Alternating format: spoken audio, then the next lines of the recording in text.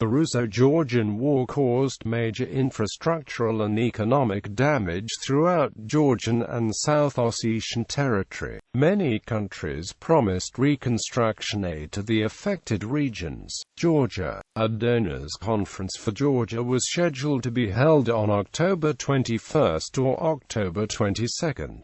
On the 20th of October 2008, on the sidelines of an international high-level conference in Belgium on the future of parliamentary involvement in global health and development, the humanitarian situation in Georgia was also discussed. On the 22nd of October 2008, the United States pledged $1 billion economic support package at a European Union-sponsored donors' conference in Brussels. This came in addition to aid of nearly $40 million in emergency humanitarian assistance delivered by USAID and the U.S. Defense Department during the crisis. The European Commission added another up to €500 million.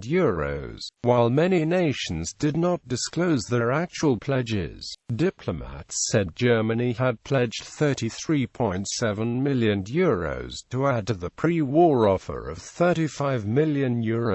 Sweden also ranked high on the list of most generous donors with €40 million, while France promised €7 million.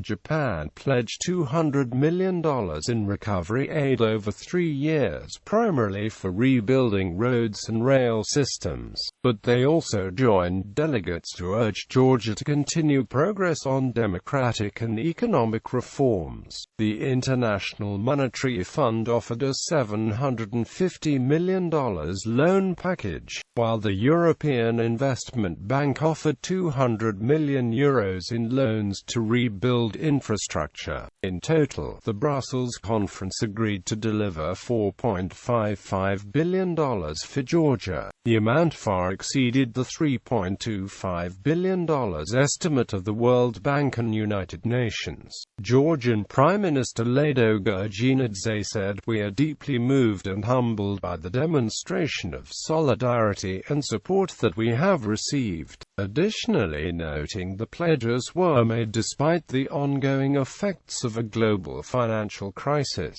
He then added that every single euro, dollar and pound will make Georgia stronger, more prosperous, freer, more democratic and more genuinely and thoroughly European, will alleviate to a significant degree the human suffering that has resulted in the aftermath of the August 7 conflict. Joint summit host, EU External Affairs Commissioner Benita Ferrero-Waldner, said of the occasion and its outcome that this is a day of joy. South Ossetia. In September 2008, Russia sent hundreds of workers to rebuild Skin Valley and promised cash payments for every South Ossetian. South Ossetian Prime Minister Boris Chokyev said that Russia promised to pay South Ossetians up to $2,000 each in compensation for war damage. Quote, "In September 2008, Russia financed payment of pensions for South Ossetian pensioners, financed aid for unemployed and subsidized families that lost their houses during the war. Russian reconstruction aid for South Ossetia was $490 million.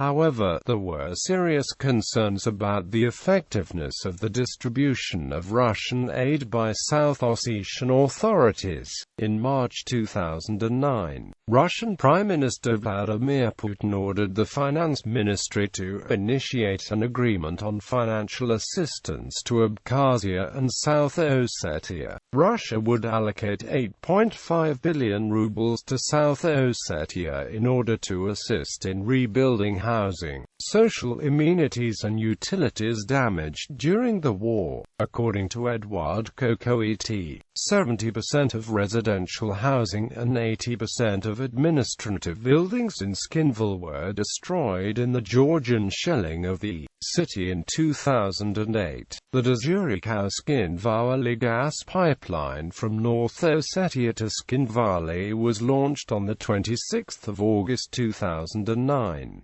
The new pipeline was reported to have cost 15 billion rubles. Before the construction, South Ossetia was supplied by gas through the Agara-Skin-Vali leg of the Georgian Tbilisi-Kutaisi trunk system. The Zurich-Skin-Vali gas pipeline is one of the highest altitude pipelines in the world.